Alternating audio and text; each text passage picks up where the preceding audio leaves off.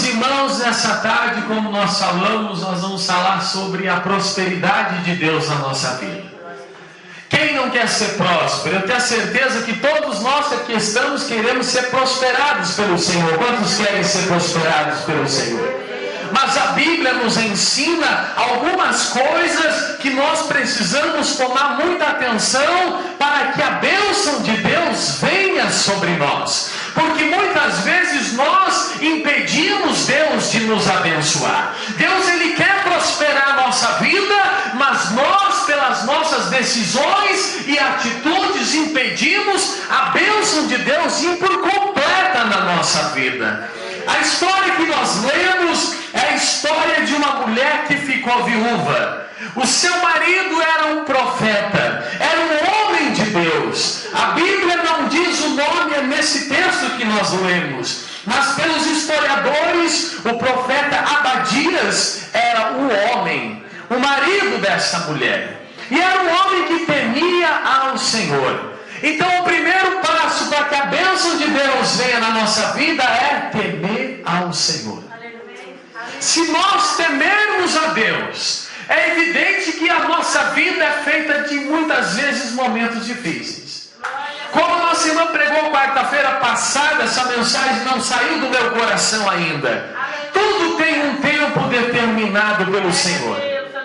Então vai ter momentos na nossa vida de dificuldade, mas tem um momento também que a prosperidade de Deus chega. Vai ter um momento da luta, vai ter um momento da provação, mas vai ter um momento que Deus diz: agora eu vou abençoar, agora eu vou prosperar, agora eu vou abençoar a vida do meu filho e da minha filha.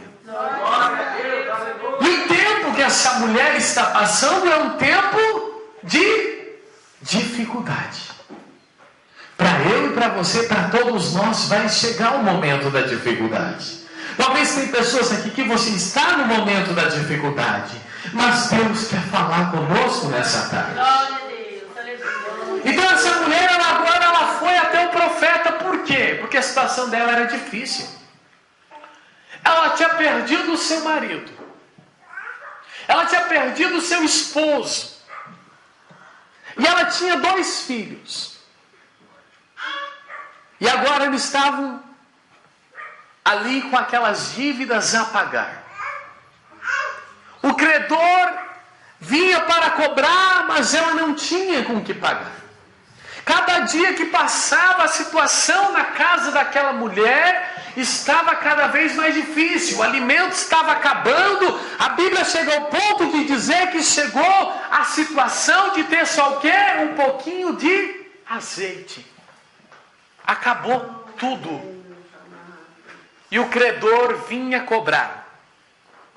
A lei da época dava a possibilidade do credor, que era para quem aquela pessoa, aquela família devia, levar o filho, levar os filhos para prestar serviço até que a conta fosse paga. Mas imaginam a situação dessa mulher. Já tinha perdido o esposo. E agora, se os filhos fossem levados, ela ia ficar numa situação mais difícil ainda. Além de estar com dívidas, ela estaria sofrendo mais ainda a dor de ter perdido o filho. E agora também está sozinha. Tinha perdido o marido, tinha morrido. E os filhos seriam levados. Medite nessa mensagem. Mas aonde eu quero chegar não é até aqui. Aqui é só o desenvolver da mensagem. Aquela mulher foi falar com Deus. No momento da dificuldade, meus queridos, é o momento que nós temos que falar com o Senhor. É o momento que nós temos que clamar a Ele. Ela foi até o profeta que representava o homem de Deus naquele lugar. E ela sabia que Deus tinha uma resposta através do seu filho. Tem um louvor que vocês conhecem, todos nós conhecemos, que conta muito bem essa história. Esse hino que canta assim, ó: faltava tudo, só tinha um pouco de azeite em uma botija no canto da casa.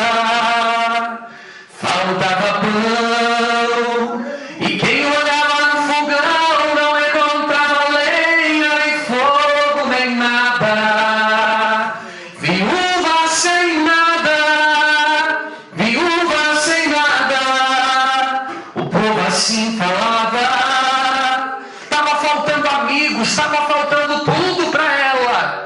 E ela foi falar com o profeta de Deus.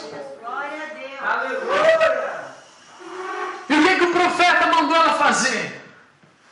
Perguntou para ela: mulher, o que você tem na tua casa ainda? Ela disse: não falta.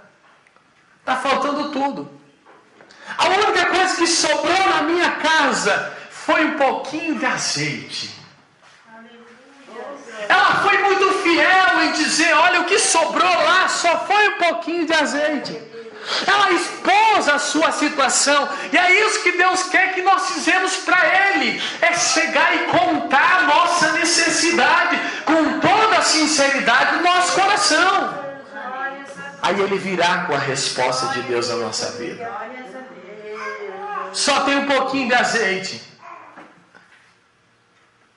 O profeta disse: agora você vai e pede para os seus vizinhos vasos emprestados. Diga comigo assim: emprestado. Sabe o que me chama a atenção nesse texto? Talvez você vai achar engraçado, mas a situação dela era de dívidas, não é verdade? Por que o profeta mandou pedir emprestado? Porque quando nós estamos em dívida, nós temos que parar de comprar. Quem concorda comigo? Emprestado, que aí ela ia conseguir resolver o seu problema. Ou seja, muitas vezes nós precisamos de uma resposta de Deus, mas nós não paramos para controlar a nossa vida. É isso que nós temos que entender no texto. Vasos emprestados. Ela não tinha condições de comprar mais ainda. Ela tinha que emprestar. Aleluia. O profeta disse: não poucos, mas muitos. Ela foi e emprestou aqueles vasos. E ela começou a derramar o azeite.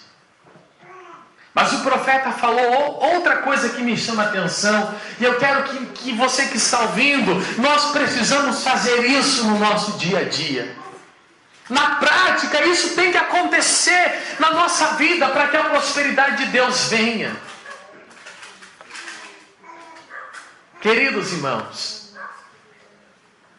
eles começaram a pegar aqueles vasos emprestados e começaram a derramar o azeite dentro daqueles vasos. Só que o profeta disse que era para eles fazer o quê? Entrar na casa e fechar a porta, para que ninguém visse o que estava acontecendo. Glórias a Deus. Porque se alguém visse eles fazendo aquela loucura de pegar um pouquinho de azeite e colocar dentro de todos aqueles vasos, alguém poderia abater a fé deles. Não vai dar certo. Desanimar eles. E sabe o que nós aprendemos com isso? Quando eu e você temos um projeto a fazer, temos que fechar a porta. E qual é a porta? É a nossa boca. Não contar para ninguém, contar somente para Deus. Porque se nós ficar falando, vai se levantar alguém para dizer: não vai dar certo, você não vai conseguir. Temos que manter o segredo com o Senhor. E quando a bênção vir, aí nós vamos testemunhar, dizer: Deus me abençoou. Temos que aprender isso. Eu já falei isso aqui algum tempo atrás. É uma história que nós tivemos uma experiência. Um dia meu cunhado tinha uma casa para vender em Francisco Beltrão. E quando o negócio estava para fechar, ele saía falando para todo mundo: agora vai dar certo, vou vender a minha casa. Chegava no final, dava tudo errado. 4, 5 vezes aconteceu isso. Aí a minha mãe me testemunha. Aí ele aprendeu: vou ficar quieto. E quando ele ficou quieto, a bênção de Deus veio. Porta fechada. Somente os nossos projetos contar para Deus. É evidente que nós temos pessoas que podemos confiar, mas são poucas. A contar os nossos sonhos, a contar os nossos projetos, contar para Deus. Ele tem poder para nos abençoar. Aquela mulher, ela tinha que pedir vaso para os vizinhos.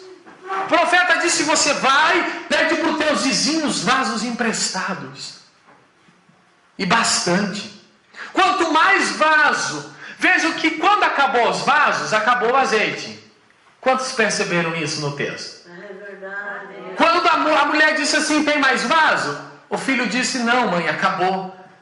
Aí a Bíblia diz, e o azeite parou. Quanto mais vaso eles tinham, mais prosperidade vinha. Sabe o que nós aprendemos com isso? Qual era a amizade que ela tinha com os seus vizinhos? Qual é a amizade que nós temos na empresa que nós trabalhamos com as pessoas? Na nossa cidade, onde nós moramos, a bênção de Deus ela está a vir na nossa vida conforme a nossa amizade, porque às vezes nós dependemos de outras pessoas para que a bênção de Deus venha sobre nós também. Isso é que nós entendemos. Se essa mulher tivesse problema com todos os vizinhos, aonde ela ia achar vaso? Mas ela era uma mulher querida, uma mulher de amizade, e a bênção de Deus veio sobre ela. Nós temos que ser isso na nossa vida, procurar ter amigos, procurar se dar bem com as pessoas, com o nosso patrão, com o nosso chefe, e a bênção de Deus vai vir sobre nós. Quantos estão concordando na glória a Deus? Aquela pessoa que nós precisamos, a Bíblia nos ensina que temos que ser assim, para que a bênção de Deus venha sobre nós. E quando os vasos acabaram, o azeite também parou. Aí ela vai falar com o profeta. Coisa linda que ela não tomava nenhuma decisão sem antes pedir a direção de Deus. Tudo que nós vamos fazer na nossa vida financeira, espiritual, tudo, precisamos ser direcionados pelo Senhor. E agora encheu os vasos, acabou o azeite, acabou os vasos. Foi falar com o profeta. E quando ela foi falar com o profeta, ela queria saber como iria proceder agora. O que fazer? E o profeta disse, vai e paga primeiro a tua dívida. E depois vive do resto. Quando Deus nos abençoa, nós temos que ser responsáveis com a bênção que Ele nos dá. Deus às vezes nos dá uma bênção, não é para nós gastar todo aquele dinheiro que Deus nos dá. Pagarmos, orientarmos, trabalharmos bem a prosperidade de Deus. E depois ela pagou a primeira dívida, depois viveu do resto. E a bênção de Deus veio sobre ela. Isso que nós temos que fazer e seremos abençoados. Queridos, Deus Ele quer abençoar nós. Deus quer abençoar, mas como eu já falei, tudo tem um tempo e nós precisamos entender isso. Vai ter momentos na nossa vida que nós vamos passar por provações financeiras. E não é muitas vezes porque Deus nos abandonou, é porque Ele está provando a nossa fé. Deus prova para ver a sinceridade do nosso coração. A Bíblia fala que se nós somos fiel no pouco, no muito Ele vai nos colocar. Se nós somos fiéis no pouco. Queridos, eu estava lendo e vendo que existe no dia que nós estamos vivendo hoje, pessoas que pregam que se você não for prosperado, algo está errado.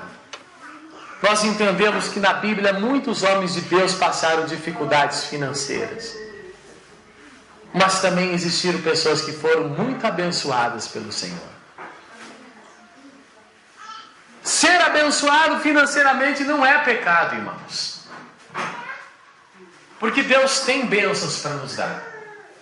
O problema é nós ter o amor no dinheiro. Quantos já ouviram essa frase, a raiz? O dinheiro é a raiz de todo mal. Eu já ouvi essa frase, mas eu fui pesquisar bem ela. E a Bíblia diz assim, o amor ao dinheiro é a raiz de todo mal. Então quer dizer que nós podemos ser abençoados, mas Deus precisa ser em primeiro lugar na nossa vida. Não o dinheiro ser o nosso Senhor. Aleluia, Deus precisa ser o nosso Senhor. Então, queridos, eu fui pesquisar na Bíblia e consegui encontrar algumas coisas que a Bíblia fala, alguns passos para que nós sejamos abençoados pelo Senhor. Quantos querem ser prósperos pelo Senhor? Então nós vamos acompanhar agora, para terminar a mensagem, 5 passos para a prosperidade de Deus na nossa vida. E o primeiro deles é trabalho. A Bíblia fala que nós temos que trabalhar. Salmo 128: comerás o trabalho das tuas mãos. Muitos pensam, não, estão fazendo uma campanha de prosperidade. Eu vou fazer a campanha. E vai fazer a campanha e faz simplesmente a campanha. Mas não vai correr atrás de um trabalho. Não tenta buscar o melhor. Deus, Ele tem responsabilidade. Quando nós fizemos a nossa parte, Ele faz a dele e nós fizemos a nossa. Trabalhar. Não é que assim, eu vou fazer uma oração e vou dormir numa situação difícil e amanhã eu vou acordar e está tudo bem. Não, nós precisamos lutar, trabalhar, esforçar. A Bíblia diz, Deus falou para Josué: esforça-te, tenha bom ânimo e eu serei contigo. Dormir até meio-dia e vai ser abençoado? Não, se nós levantar e trabalhar, a bênção de Deus vai vir sobre nós. Provérbios fala que nós temos que olhar para a formiguinha. Provérbios 6. Olhar para a formiga, que está sempre cooperando um com o outro, trabalhando em todo o tempo. Trabalho. E aquilo que nós fazemos, procurar fazer com a melhor qualidade. Para que nós sejamos conhecidos como um bom trabalhador, uma boa trabalhadora. Se a irmã trabalha limpando casa, não, aquela irmã lá é uma bênção, ela faz bem feitinho o serviço, vale a pena, indico para você. Aí a pessoa vai começar a crescer e ser abençoada. Tudo que nós fazer o melhor, porque Deus nos dá a condição para fazermos o melhor. A Bíblia chega ao ponto de nos ensinar, em livro de Efésios capítulo 6, que nós temos que trabalhar no nosso trabalho do dia a dia como se fosse para Deus. A Bíblia ensina mesmo que nós temos que trabalhar. É lindo que a palavra de Deus nos ensina.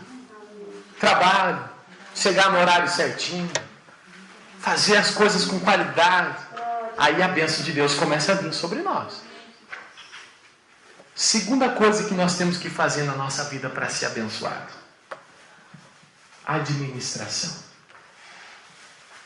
planejamento. Incrível que Jesus Cristo, mestre dos mestres, Ele nos ensinou isso. Lucas, capítulo 14, versículo 18. Jesus chama os discípulos e dá um ensino muito lindo que nós temos que fazer na nossa vida. Jesus diz assim: qual o homem que quando vai construir uma torre, primeiro não vai sentar e planejar para ver se tem condições de começar e terminar aquela construção? O que Jesus está nos ensinando aqui? Que tudo que nós fazermos, primeiro nós precisamos ter um planejamento. Se nós temos condições de adquirir, de fazer, e se nós planejarmos, a bênção de Deus também virá sobre nós, com planejamento. O próprio Jesus nos ensinou isso. A Bíblia chega ao ponto de dizer em livro do profeta Isaías, capítulo 55, por que gastais o dinheiro? 55, versículo 2, você pode ler em casa. Isaías 55, versículo 2. A Bíblia diz assim: por que gastais o dinheiro naquilo que não é pão? Nós temos que ver o que é necessário. Porque quando a situação é difícil para nós temos que ver o que é a necessidade. Aí Deus vai nos ajudar a sair da situação difícil e alcançar as vitórias de Deus na nossa vida.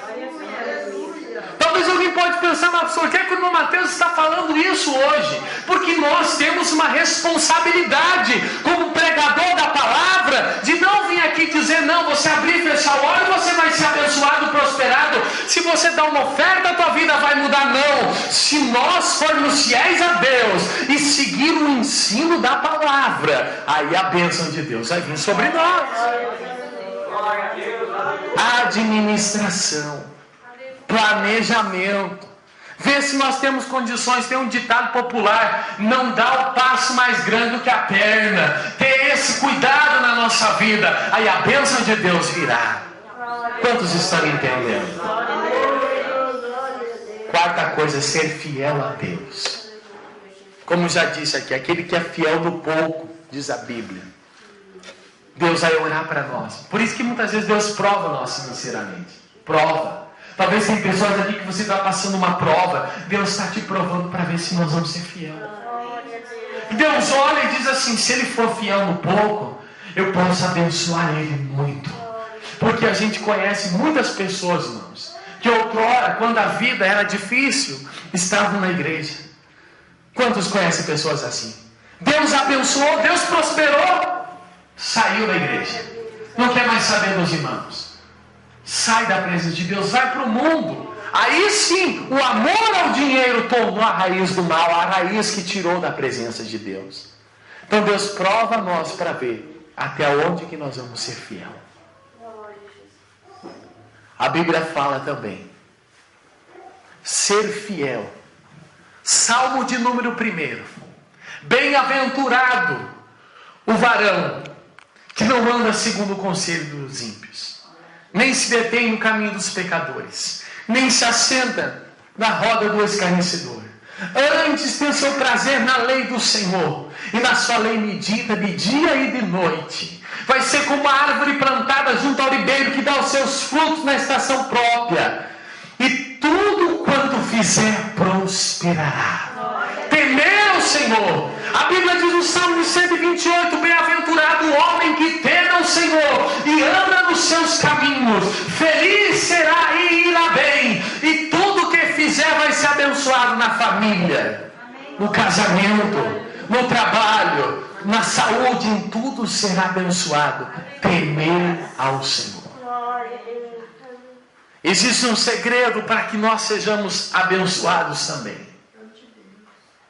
A Bíblia não diz que nós sermos dizimistas, que darmos o dízimo faz parte da salvação.